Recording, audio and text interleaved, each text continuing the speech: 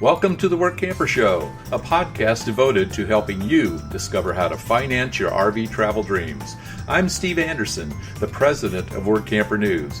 Each one of our episodes will either introduce you to people who are already living the RV lifestyle or to opportunities to work short-term jobs. You'll also learn how to hit the road the right way and make the most of every opportunity. Now let's turn over today's show to your host, Greg Gerber. Thanks, Steve. I've been interviewing a number of employers lately, and last week's podcast focused on tires. So for the next few weeks, I'll be talking to some experienced work campers who will give us a glimpse of their lives on the road. Today's episode is sponsored by The Dreamer's Journey, a new online course and community produced by Workamper News. Life is way too short to keep your dreams on hold, so don't be held back by fear because you were designed for more. Get started in the RV lifestyle the right way with this comprehensive guide.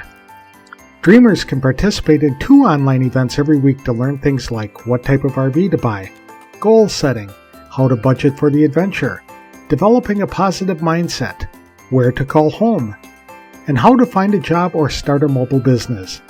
All online events will be recorded for watching anytime. Dreamers can also join an open question and answer session each month. There's no wrong time to get started. For more information, visit www.rvdreamersjourney.com. Johanna D'Aleo has been work camping for more than 4 years. When people talk about downsizing to become a full-time RVer, Johanna really took it to heart.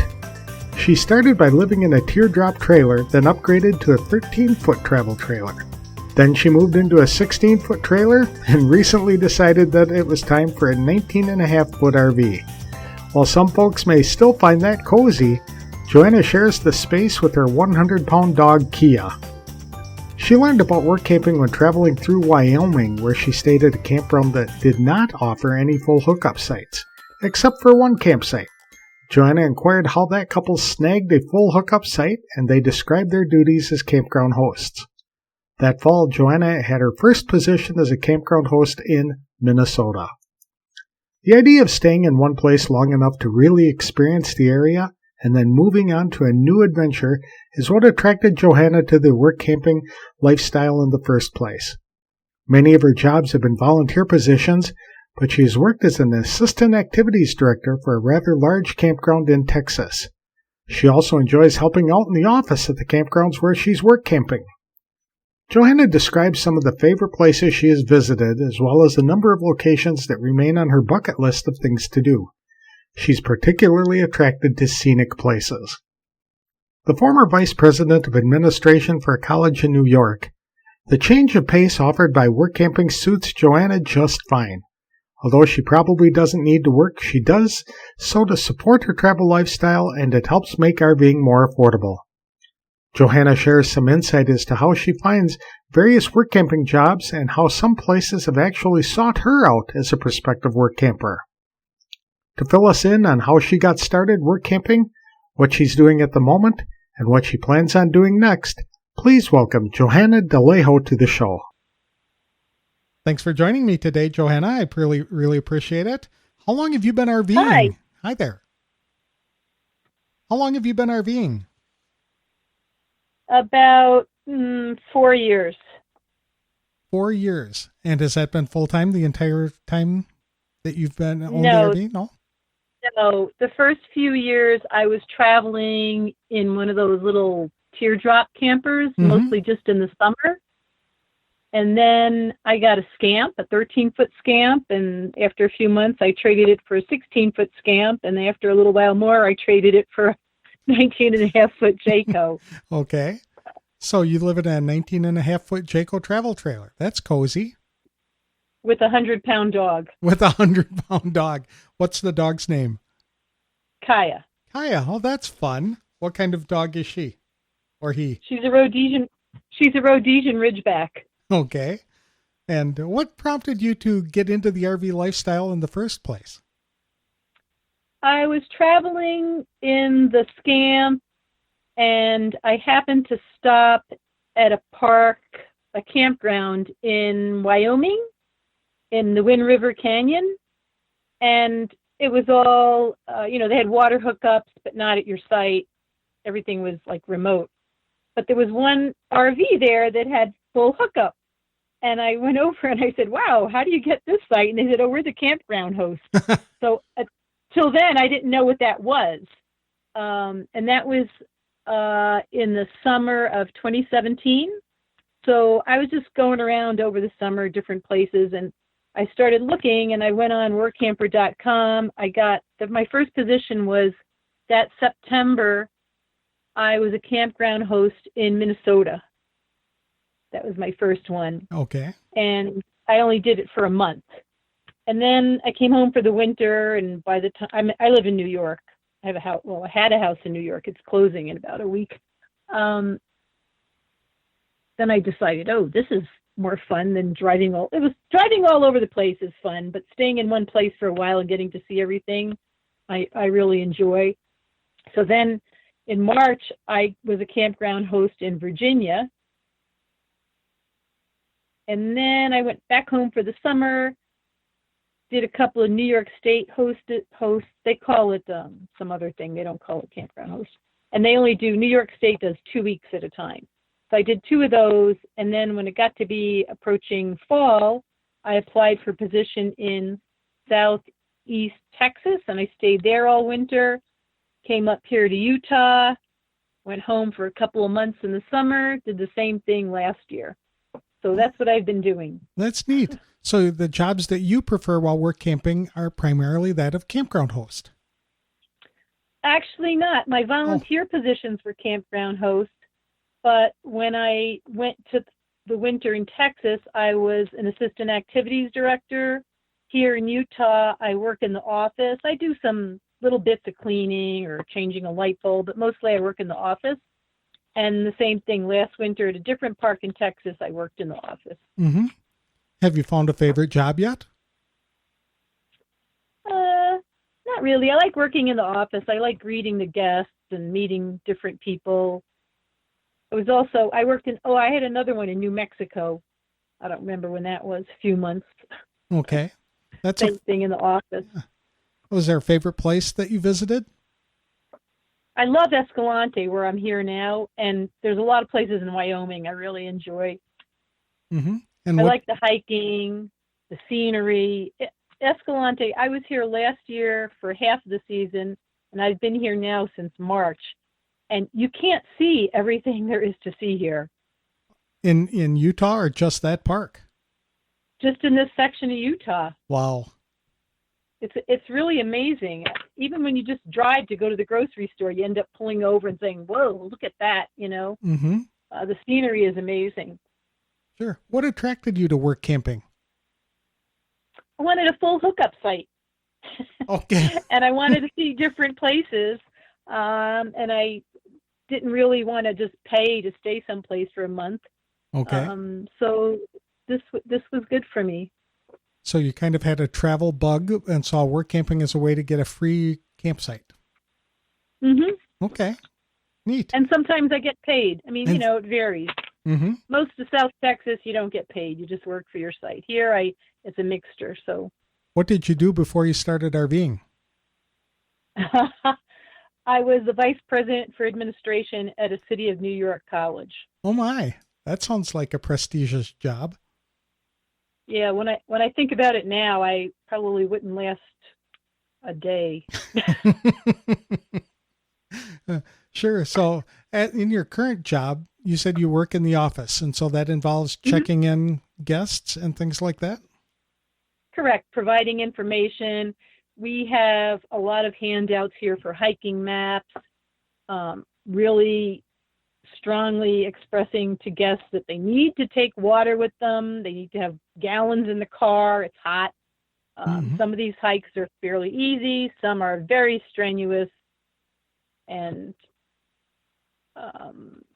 we have a little retail store, so I do some of that. Okay. Answering the phone, making reservations, canceling reservations sometimes, or changing reservations. Sure. You had mentioned that you were working as an activities director down in Texas. What kind of job was that? I mean, what kinds of things did you do? Oh, well, we had a little office, and there was a couple there that were the activities directors, and I was the assistant. So my duties varied. We sold, in Texas, there's a lot of dances, and it was a large park, like probably close to 400 spots. So every weekend there's dances, there's events. So we would have to make the tickets up, sell the tickets, greet people at the door that come in for information and want to know what the schedule is and what's going on. We had a very busy copying center because there were a lot of crafts that were always copying their directions. Mm-hmm. Just a variety of, sort of like the front office, but all related to activities. Well, it sounds like a really fun job. Was it? It was fun. It was fun. It was a lot of fun. So are there any places you would like to go yet on your bucket list? I don't know, probably. Right now, I'm here. I'm leaving actually in a few weeks because my house is closing, and I'll be setting up a tiny house on my son's farm. So I'm planning on staying in New York for Thanksgiving and Christmas, but I'm guessing by about February, I'll be ready to leave again. So I'll probably go down. I think I'll do some more 1 month long campground hosting. I've been in North Carolina as a campground host, in Virginia, so I'll probably go back there, maybe do a couple of 2 weeks ones in New York. do you like those Just short-term kind of jobs? Yeah, I think I'm ready for a few short-term ones before I do another long-term one. Okay. Because right now I've been out since I think I left home in August. So I've been out almost a year right now. Wow. Wow. Goes by fast. All at Escalante? No, I was in Texas for the That's winter. right. Okay. Got out of there just in time this early March. Mm-hmm. And where I am now, the town's people that live here are about 700 people. It's pretty remote, which is nice in the times we're living in right now. Okay, but you can still get internet, it sounds like. Oh yeah, we have great internet. My phone has, I have Verizon hotspot on my phone, and the park has a really good Wi-Fi system. Okay, super. But are there any other parts of the country that you're really itching to get to? Yeah, I'd like to do some touring around on the East Coast, from New York going north up into Maine and New Hampshire. I want to go see Bar Harbor again. I've been there, but maybe I'll go with my granddaughter. I wouldn't mind being able to go to Canada. I'd like to see the Northern Lights, but I guess that's not happening right now. Not at this point.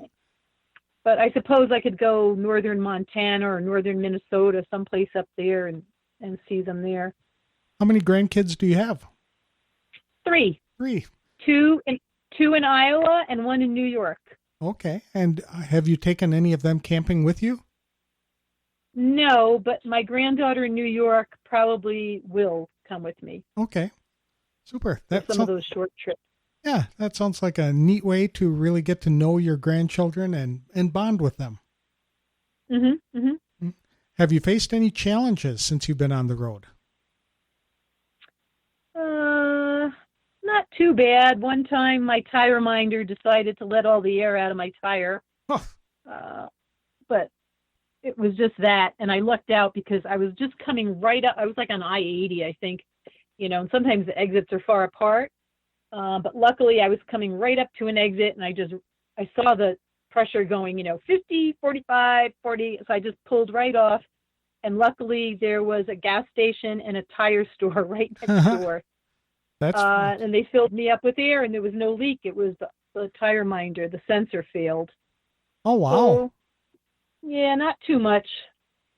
I think one of the hard things is, like here, I was here last year and I'm here now, and the owners are great. My manager's great.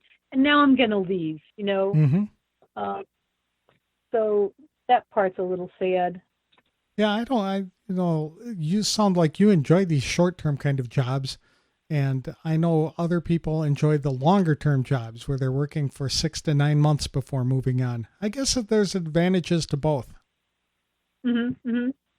Yeah. It also depends on where you are in the seasons. Like, I know somebody right now that's workamping up in Montana, and he's been up there since March. And so it's northern Montana. It was pretty cold in March. Now it was just reasonable, and now it's getting cold again. Really? And they'd like him to stay all winter. So he's like, I don't know if I want to be here. It's getting cold. That's the beauty. He's almost to Canada. That's the beauty of work camping is you don't have to put up with winters if you don't want to anymore. You can move to a nice warm climate. Mm-hmm. Yeah, and my RV is not winterized, so it's not a 4-season. Okay. So I can deal with a little cold, a little having to disconnect the water line if it's going to freeze overnight, but not consistently freezing. What are some of the perks you get to enjoy as a work camper? I get to see the area and go sightseeing on my days off and meeting people, making work camper friends. I stay in touch with some people, on Facebook, on the phone, which that's easy now. Mm-hmm. And do you all get a free campsite at each one of the jobs that you've had? Yes. Okay. I've always had a free campsite. Sometimes I've had free propane. Utilities were included.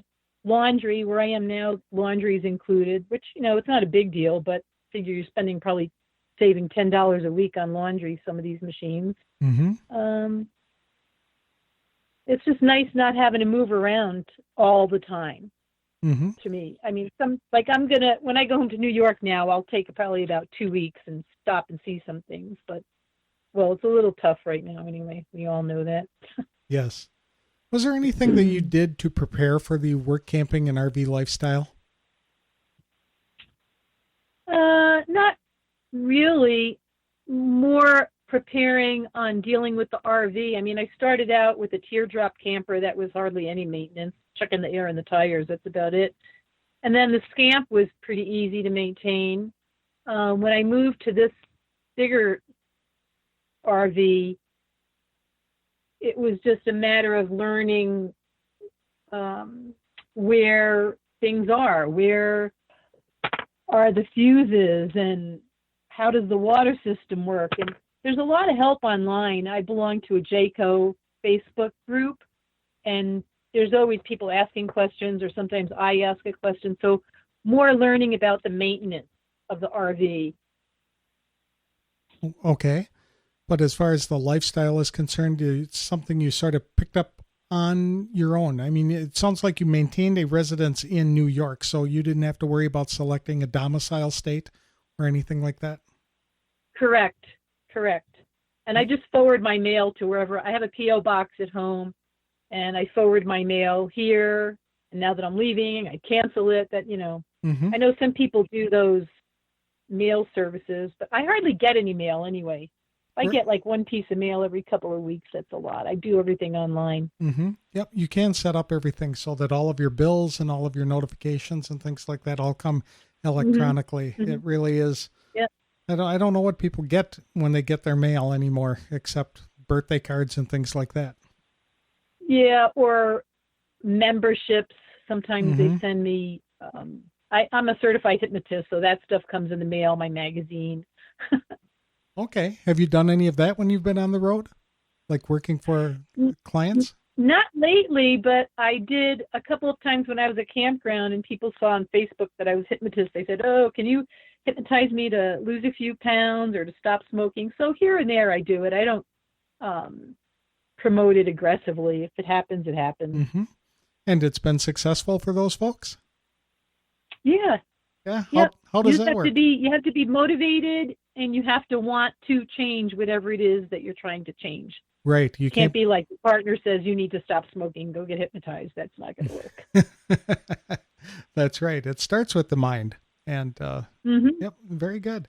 Is there any advice you would give to people who are considering becoming a work camper? I guess just to do your research on your location, on the park, on the owners. There's a lot of information on workamper.com on the reviews. I mean, a couple of times I thought, oh, I'm going to go to this place. And then I look at the reviews and I mean, okay, once in a while, somebody just doesn't get along with their manager. But when you see like 6, 8, 10 reviews all saying the same thing, maybe you better ask a lot of questions before you go there. Mm-hmm. I've had a couple of places where I wasn't so happy with my manager, but not enough to leave. But I probably wouldn't go back there. Mm-hmm. Well, that's understandable. And again, the beauty of work camping is it's short term. If you don't like the place or your managers, you endure for a little while and then move on to something that will be even better for you. How do you pick your jobs? I go on the site there and I look to see who's advertising. Sometimes people have picked me. It's a mix of both. Sometimes I wanted to go to a certain location. Like I wanted to go someplace warm for the winter. So I always ended up in South Texas. Mm-hmm. Where I am now, they actually called me last summer because somebody left partway through the season and they want to know if I could work from August till the end. And I came here and then they said, do you want to come back? So I came back. Oh. Yeah. Just another little side piece of advice for people. It was the best advice my son gave me on this topic was every time you're packing up to leave, walk around your unit after you're all hooked up and you think everything's perfect. Walk around and look at everything. Look at your windows, look at the roof, look at the tires. And then when you think it's really perfect, go do it again. And a couple of times I thought I was done. And then, there's a window open or the roof vent is open. I've seen people drive away with their awning out. Yes, that's right. That's a very common mistake. It's not good. You don't get too far. I suppose not. But yeah, that's a very good point to keep looking and things like that. So you've developed a mantra that and being focused, not distracted. Really look at everything. Okay. So if you haven't found a problem, keep looking because you're not looking close enough. Is that the advice? Well, no, you just want to make sure there's nothing. I mean, where I am now, if something breaks here, the nearest town with, major stores is 2.5 hours away. Wow, that's remote. So you got to be careful. Like here, you have to be pretty careful about what you're doing. Do you find the remote living like that to be an inconvenience at times, or is it just take a little bit more planning to make sure that you know everything you need at the grocery store? Well, we have a little grocery store, and I've been here since March. I've driven that 2.5 hours to Cedar City or St. George, I think 3 times. Okay. And mostly it was to get my dog's nails cut. There's no place here. Okay, super. Well, it sounds like you've had a fun experience as an RVer. It is fun. Mm-hmm. Yeah, and I'm going to take a little break now, go home for the winter till I get tired of being cold, and then I'll leave again. Very good. Actually, I just started looking. I think I'll go on, I've been to the Virginia State Parks, and those parks, you don't get paid, but you work a month as a camp host, and you earn 1 week that you can use at another park that season. Oh, well, that's a nice perk. That's neat. So if you're working at I'll probably think of Virginia in March. Southern Virginia in March will be next. Okay. That sounds like a great opportunity. Well, thank you so much for sharing your story. I really appreciate it. Hey, thanks. Anytime.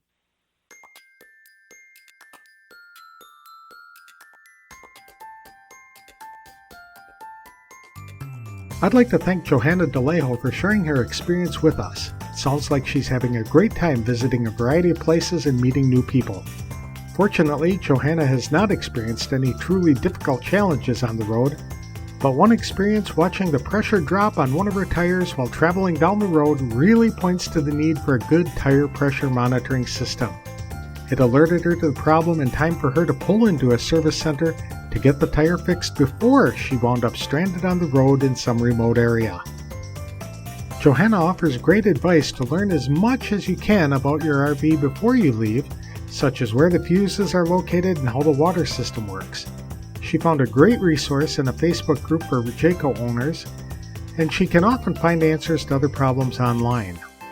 She's found it helpful to look over the reviews offered by other work campers before agreeing to a position. Like she said, it is possible that someone won't get along with their manager from time to time, but when a bunch of people mention the same problems, Johanna cautions that it's often a red flag that may require more questions or investigations before accepting a job. I think the best advice she offered pertained to checking the RV and campsite carefully before you pull out of a campground.